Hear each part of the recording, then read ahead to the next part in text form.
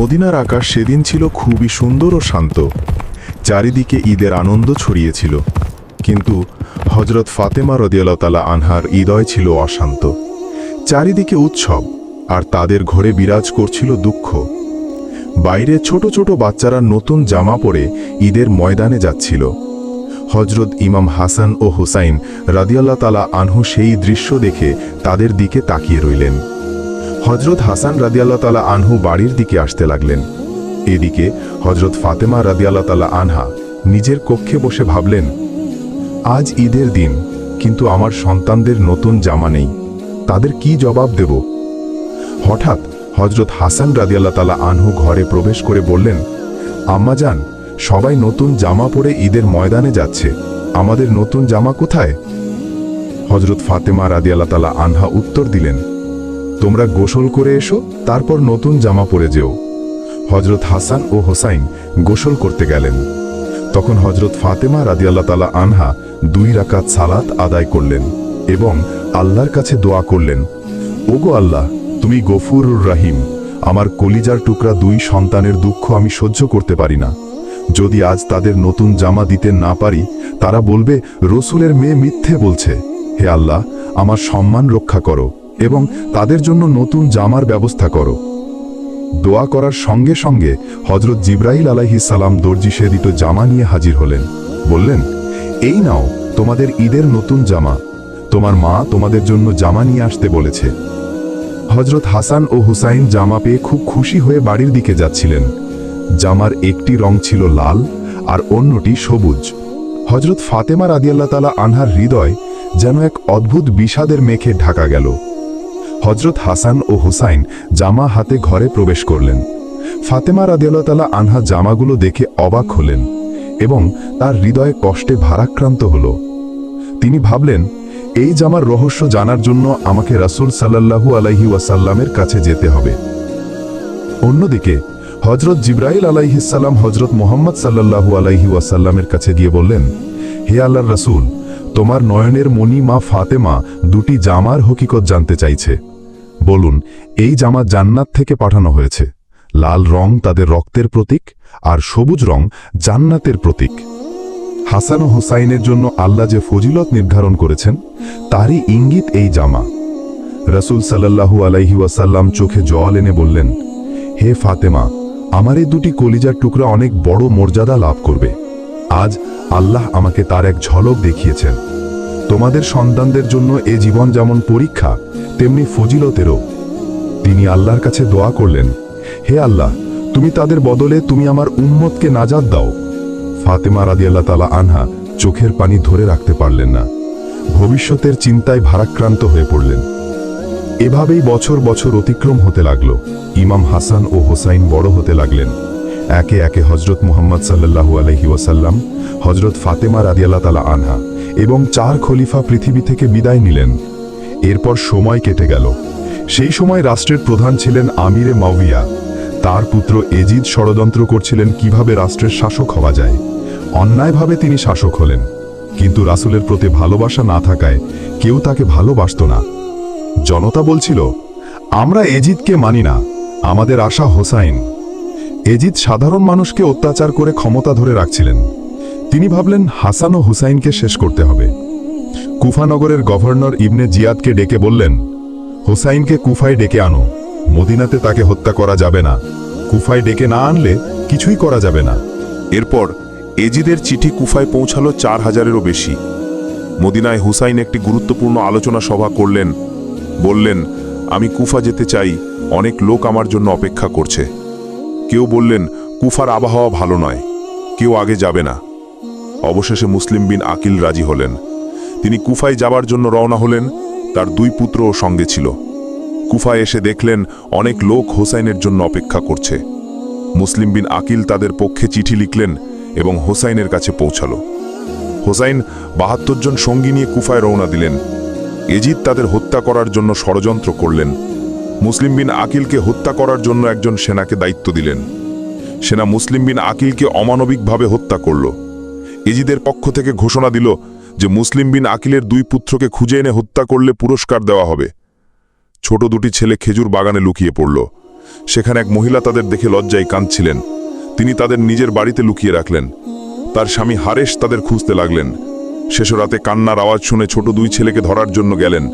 স্ত্রী কাঁদতে কাঁদতে বললেন, তোমরা এই নিষ্পাপ শিশুদের হত্যা করো না, আমাকে হত্যা করো। হারেশ কোনো কথা শুনল না, ফুরাত নদীর ধারে নিয়ে গিয়ে 2 শিশুকে হত্যা করল। অন্যদিকে হযরত হুসাইন 72 জন সঙ্গী নিয়ে পথ চলছিলেন। ক্ষুধার্ত ও তৃষ্ণার্ত হয়ে এক রাতে বিশ্রামের জন্য তাঁবু খাটানোর সময় মাটিতে রক্ত বের হতে দেখলেন। তাদের বললেন, এই জায়গার নাম কারবালা। হুসাইন বললেন, এখানেই আমি শহীদ হব। আমার নানাজান হযরত মুহাম্মদ সাল্লাল্লাহু আলাইহি ওয়াসাল্লাম বলেছেন, আমার উম্মতের নাজাতের জন্য। সকাল হতে না হতেই এজিদের 4000 সৈন্য হুসাইনকে ঘিরে ধরল। সৈন্যরা বলল, তুমি আমাদের সঙ্গে যুদ্ধ করো, না হলে ফিরে যাও। হুসাইন বললেন, আমি যুদ্ধ করতে আসিনি, বন্ধুত্বের জন্য এসেছি। আমরা ন্যায় প্রতিষ্ঠার জন্য এসেছি। কিন্তু যদি এজিদের জুলুমের বিরুদ্ধে লড়াই করতে হয়, তাহলে মৃত্যুকেও আলিঙ্গন করতে আমরা প্রস্তুত। এই কথাই বলেছিলেন হযরত হুসাইন রাদিয়াল্লাহু তাআলা আনহু। এরপর তিনি তাঁবুর দিকে ফিরে আসলেন। এইভাবে কেটে গেল 2-3টে দিন। তারপর এক গভীর রাতে চিন্তাভাবনায় নিমগ্ন হযরত হুসাইন রাদিয়াল্লাহু তাআলা আনহু তাঁবুর বাইরে আসলেন। তিনি সকল আগুন নিভিয়ে দিয়ে সবাইকে উদ্দেশ্য করে বললেন, আপনারা সবাই কারবালা ছেড়ে প্রাণ বাঁচানোর জন্য ফিরে যান। আমাদের হাতে কোনো অস্ত্র নেই, আমরা মাত্র 72 জন, আর এজিদের সৈন্য সংখ্যা 4000। তাই আমার অনুরোধ, আপনারা ফিরে যান। আমি একাই এজিদের বিরুদ্ধে লড়াই করে শহীদ হব, কিন্তু প্রিয় রাসূলের আদর্শ, নীতি ও ইসলাম এসব কিছুই কখনো বিলুপ্ত হতে দেব না। এই কথা বলার পর তিনি তাঁবুর আগুন জ্বালালেন এবং পেছনে তাকিয়ে দেখলেন কেউই পালায়নি। সবাই কান্নায় ভেঙে পড়েছে, একসাথে বলে উঠছে, ইয়া হুসাইন, আমরা তোমার সাথেই আছি। দরকার হলে যুদ্ধ করেই শহীদ হব, কিন্তু তোমাকে ছেড়ে যাব না। পরদিন সকালে হযরত হুসেন রাদিয়াল্লাহু তাআলা আনহুর স্ত্রী তার কাছে এসে বললেন, প্রিয় স্বামী, এই 6 মাসের ছোট্ট শিশুটি গত 3 দিন ধরে পানি না পেয়ে তৃষ্ণায় কাতর হয়ে পড়েছে। অনুগ্রহ করে তার জন্য একটু পানি আনো। হযরত হুসেন রাদিয়াল্লাহু তাআলা আনহু শিশুকে কোলে নিয়ে পানির জন্য এগিয়ে গেলেন। কিন্তু গিয়ে দেখলেন ইয়েজিদের সৈন্যরা ফুরাত নদীর পানি বন্ধ করে রেখেছে। তিনি নম্রভাবে অনুরোধ করলেন, দয়া করে এই কচি শিশুর জন্য একটু পানি দিন। যদি প্রতিশোধ নিতেই হয়, তা আমাদের উপর নিন। এই শিশুটি তো কোনো দোষ করেনি, আপনাদেরও তো সন্তান আছে, একটু দয়া দেখান। কিন্তু নিষ্ঠুর ইয়েজিদি সৈন্যদের হৃদয়ে করুণা ছিল না। পানির বদলে তারা পেছন থেকে একটি বিষাক্ত তীর ছুড়ল, যা শিশুর দেহ ভেদ করে বেরিয়ে গেল। হযরত হুসেন রাদিয়াল্লাহু তাআলা আনহু চোখের পানি ধরে রাখতে পারলেন না। কাঁদতে কাঁদতে তাঁবুর দিকে ফিরে এসে স্ত্রীর হাতে শিশুটিকে তুলে দিয়ে বললেন, এই নাও তোমার কলিজার টুকরো, তোমার নয়নের মনির পানি পিপাসা তারা মিটিয়ে দিয়েছে। সে জীবনে আর কখনো পানি পান করতে পারবে না। সবাই তখন অঝরে কাঁদতে লাগলো। স্ত্রী শিশুকে কোলে নিয়ে ফুপিয়ে ফুপিয়ে আল্লাহর কাছে বললেন, হে দয়াময় আল্লাহ, এ কি বিচার! নবীকে সৃষ্টি না করলে কিছুই সৃষ্টি হতো না, আর সেই নবীর উম্মতেরা আজ পানি পায় না। আমি এই কষ্ট কিভাবে সইব? এদিকে হোসেনের যুবক পুত্র আলী আকবর কান্নার শব্দ শুনে তাঁবুর কাছে এলেন। শিশুর মৃতদেহ দেখে আর সহ্য করতে পারলেন না। রক্তমাখা দেহ দেখে শপথ করে বললেন, আমি এই জালিম সৈন্যদের ছেড়ে দেব না। এবং তিনি যুদ্ধের জন্য এগিয়ে গেলেন। শুরু হলো তীব্র যুদ্ধ। যুদ্ধ করতে করতে এক পর্যায়ে আলী আকবর তৃষ্ণায় কাতর হয়ে পড়লেন। শক্তি ফুরিয়ে এলো। তখন তিনি ফিরে এসে বললেন, মা, একটু পানি দাও, আমি আর পাচ্ছি না। আমি কথা দিচ্ছি, এই যুদ্ধে ইয়েজিদ বাহিনীকে শেষ করে দেব। মা কাঁদতে কাঁদতে বললেন, ও আমার কলিজার টুকরো আলী আকবর, যদি তোমার কাছে পানি থাকতো, তবে কি আজ তোমার ভাই আলী আসগর তীর খেয়ে মরতো? আলী আকবর মায়ের পায়ে সালাম করে বললেন, মা, আমাকে বিদায় দাও, দেখা হবে হাসরের ময়দানে। সেখানে সবাই আরো বেশি করে কাঁদতে লাগলো, কারণ অধিকাংশ নারী এক এক করে ইয়েজিদের হাতে শহীদ হয়েছিলেন। যারা বেঁচে ছিলেন তাদের ভবিষ্যৎ অনিশ্চিত। তারা চোখের পানি থামাতে পারছিলেন না। এক সময় সেই নিষ্ঠুর ইয়েজিদি সৈন্যরা হোসেনের সাথের সবাইকে শহীদ করে ফেলল। বেঁচে ছিলেন কেবল দুজন, জেনাল আবেদিন এবং হজরত হুসেইন রাদিয়াল্লাহু তাআলা আনহু। ক্ষুধার্ত, তৃষ্ণার্ত, ক্লান্ত জাইনাল আবেদিন কাপা কণ্ঠে বললেন, হোসেন, তুমি যেও না, আমি যুদ্ধে যাব। হজরত হুসেন রাদিয়াল্লাহু তাআলা আনহু জবাব দিলেন, তুমি যদি যুদ্ধে যাও তাহলে রসুলের বংশের আলো কে বহন করবে? এই বাতি যদি নিভে যায় তাহলে কে হবে এই উম্মতের পথপ্রদর্শক? এই কথা বলে হজরত হুসেন তাকে তাঁবুর ভেতরে রেখে একাই যুদ্ধের জন্য বেরিয়ে গেলেন। তার সামনে ছিল হাজার হাজার সৈন্য, কিন্তু তিনি একে একে বহু সৈন্যকে পরাজিত করতে লাগলেন। তার বীরত্ব দেখে একজন এজিদি সৈন্য বলল, যদি আমরা সামনে থেকে একে একে যুদ্ধে যাই তবে হোসেন একাই আমাদের শেষ করে দেবে। কোনোভাবেই আমরা জিততে পারবো না। আমাদের কৌশল নিতে হবে, সামনে নয় পেছন থেকে আক্রমণ করতে হবে। তারা সেই পন্থাই নিল। হজরত হুসেন যুদ্ধ করতে করতে অবশেষে পানির জন্য কাতর হয়ে পড়লেন। শরীরে কোনো শক্তি অবশিষ্ট নেই, তবু এক বিন্দু পানি পাওয়ার আশায় ফুরাত নদীর দিকে এগিয়ে গেলেন। পানি হাতে তুলে নিলেন, কিন্তু তখনই চোখে ভেসে উঠল তার পুত্র আলী আসগরের মুখ, ভেসে উঠল তার প্রিয় সাথীদের মুখ। তিনি চোখের জলে ভিজে গেলেন, নিজেই বললেন, হে আল্লাহ, আমার নানাজান হজরত মুহাম্মদ সাল্লাল্লাহু আলাইহি ওয়াসাল্লামকে সৃষ্টি না করলে এই আসমান জমিন কিছুই সৃষ্টি হতো না, আর সেই প্রিয় নবীর উম্মতেরা আজ পানি পায় না। এই ভাবনা নিয়েই তিনি পানিটুকুও পান করলেন না।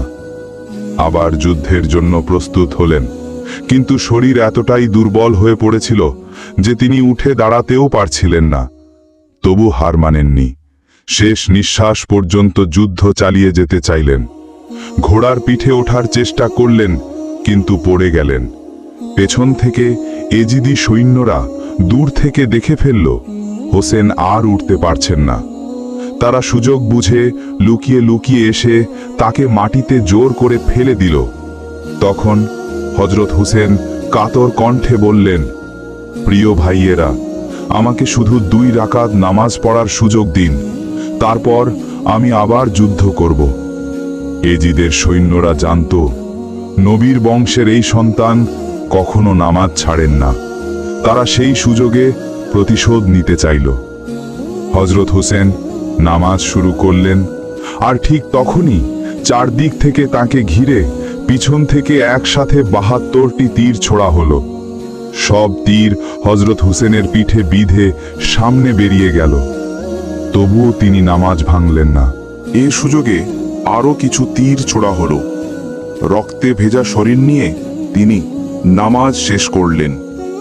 এরপর তার শরীরে ছিল অসংখ্য তীরের আঘাত। তিনিও আর উঠতে পারলেন না। শেষবার চোখের পানি ঝরিয়ে কাঁদতে কাঁদতে বললেন, ওগো পৃথিবী, দেখো, ন্যায় প্রতিষ্ঠার জন্য আমার পরিবার একে একে শহীদ হয়েছে, কিন্তু ইসলামকে কেউ কখনো মুছে ফেলতে পারবে না। এই কথা বলতে বলতে কারবালার প্রান্তরে রক্তমাখা শরীর নিয়ে তিনি লুটিয়ে পড়লেন। এইভাবেই হজরত হোসেন রাদিয়াল্লাহু তাআলা আনহু শেষ নবী হজরত মুহাম্মদ সাল্লাল্লাহু আলাইহি ওয়াসাল্লামের উম্মতের মুক্তির জন্য নিজের জীবন উৎসর্গ করে শহীদ হলেন। প্রিয় বন্ধুরা, কারবালার প্রান্তরে হোসেনের এই শাহাদাত শুধুমাত্র একটি যুদ্ধ ছিল না, এটা ছিল ন্যায় ও অন্যায়ের চিরন্তন সংগ্রাম। হোসেন ও তার সাথীদের আত্মত্যাগ মানব ইতিহাসে এক অনন্য দৃষ্টান্ত হয়ে থাকবে। আমরা যেন প্রিয় রাসূলের পরিবারের আদর্শকে নিজের জীবনে ধারণ করতে পারি। মহান আল্লাহ তাআলা আমাদের সেই তৌফিক দান করুন। আমিন।